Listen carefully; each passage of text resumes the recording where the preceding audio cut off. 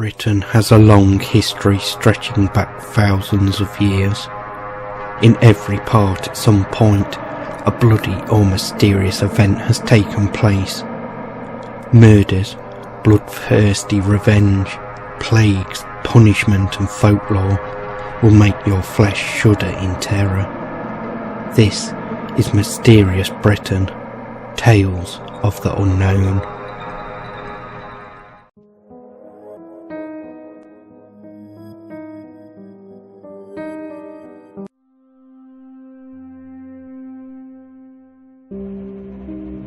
Climbing the gallows on November the 4th in 1818 were two men. The first, Simon Ross, had been found guilty of theft and held the crowd's attention the longest, twitching and convulsing as he did for several minutes before dying. The second was Matthew Clydesdale, who had been convicted for the murder of an elderly man.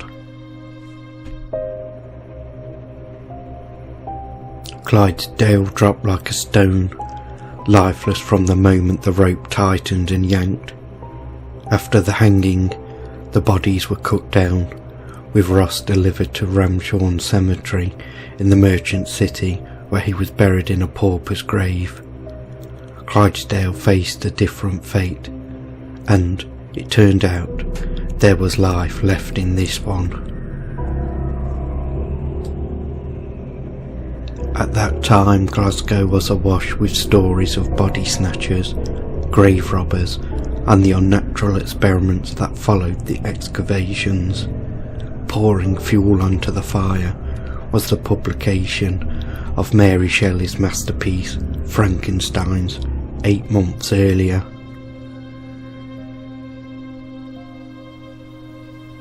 On the afternoon of the 4th November 1818, in Glasgow, the story of Frankenstein would become a reality when an electrical current ran through Clydesdale's inanimate corpse and produced the most extraordinary results.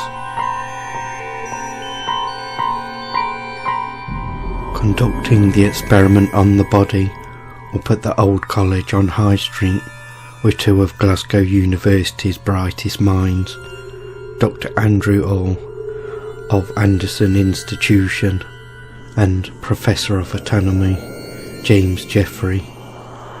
Their plan was to run an electrical current through the body using rods and a galvanic battery. What happened next is subject of two well-known and equally lively accounts. Peter Mackenzie, a well-known character in his day, claimed he was there that day. The corpse returned to life and was speedily dispatched by one of the anatomists, who plunged a scalpel into its neck. Published in 1865, this account intrigued the interest of the public. Over 100 years would pass before the story was really laid bare, in the words of the men who carried out the procedure.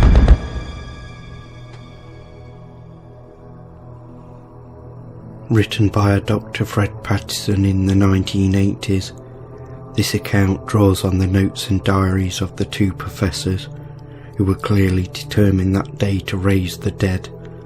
While they ultimately failed, the results horrified the watching audience of students and doctors.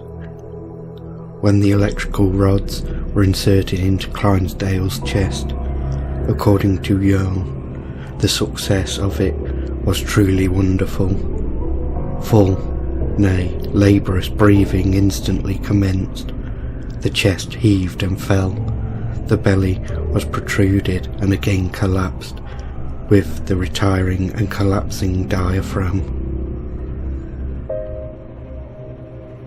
When they were attached to the skull, one member of the audience fainted, while others ran for the door. The diary states, every muscle in the countenance was stimulously thrown into fearful action.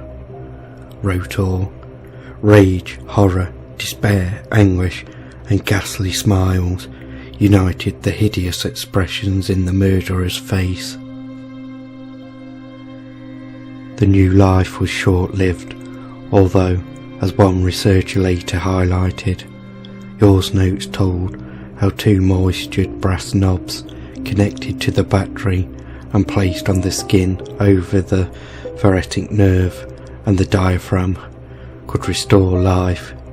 It is perhaps the earliest description of what came to be known as a defibrillator. The professors remain trailblazers at the university. Geoffrey is remembered today as a man who introduced new procedures and modernised the study of anatomy in Glasgow.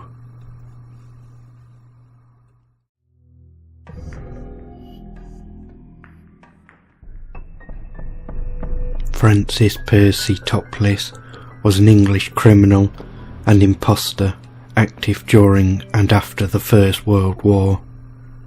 Before the war, he had been imprisoned for attempted rape. Toplis was born at Sandforth Street, Chesterfield, Derbyshire, and christened on the 25th of September 1896 at Skegby. His parents, Herbert and Rejoice Elizabeth, were unable to support him, and he was raised by his grandparents. In 1915, the year after the outbreak of the First World War, Percy joined the Royal Army Medical Corps and served as a stretcher bearer, his first active duty being at Lewes. His unit was shipped overseas to take part in the landings at Gallipoli, and when they returned, Percy was hospitalised with dysentery. Afterwards, he briefly worked in a munitions factory. His unit was later posted to Egypt, but Percy was sent back when he contracted malaria. Percy made a public revisit to Blackwell, posing in the uniform of a captain. In August 1918, Percy's father died, and a couple of years afterwards he was sentenced at Nottingham Assizes 6 months in prison for fraud. When released in 1920, he joined the Royal Army Service Corps and was stationed at Bulford Camp. He was soon selling ration fuel on the black market, forging false papers to steal other soldiers' salaries, and wearing a colonel's uniform when he visited women in town. Percy deserted for a second time on the 24th of April 1920. After 9 p.m, taxi driver Sidney George Spicer was found dead from a gunshot wound on Thruxton Down near Andover. Percy was seen in Bulford Camp around 11 p.m.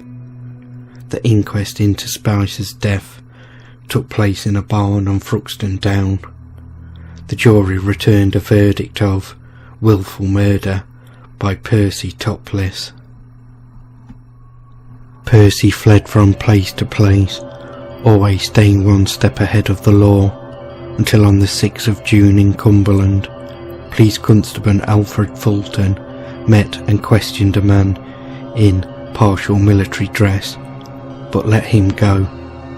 Back at the station, he checked police circulars and noticed that this man matched the description of a man suspected of the Andover murder. He went back to apprehend Percy, but retreated when Percy threatened him with a revolver.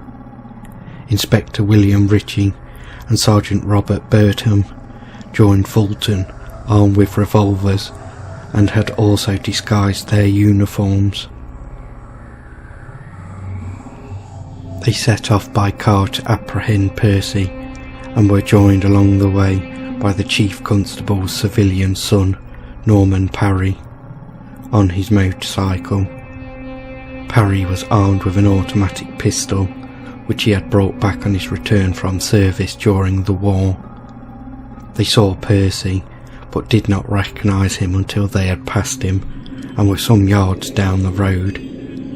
After quickly turning the car around, the group again approached Percy. Norman Parry stopped the car, pretending mechanical trouble. He exited, pretending to check the fault, as Percy approached. The police officers then came out and challenged Percy, who attempted to flee, and fired at them. The officers ran towards him, shooting, and Percy collapsed and died. An inquest was held at Penrith Town Hall on the 8th of June with an immediate verdict of justiciable homicide. On the 9th of June, in the presence of only police, officials of the Guardians and Reverend R.H. Law, Percy was afforded a Christian burial service and was hastily buried without the knowledge of his family or the media in an unmarked grave due to his crimes he was accused of committing.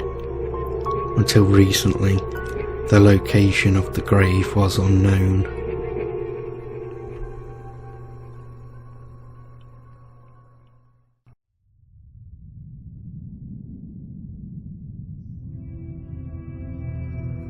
James Douglas, 3rd Marquess of Queensberry, known until 1711 as James Douglas, Earl of Drumlanrig, was a Scottish nobleman, the second son and eldest to survive infancy of James Douglas, the 2nd Duke of Queensberry.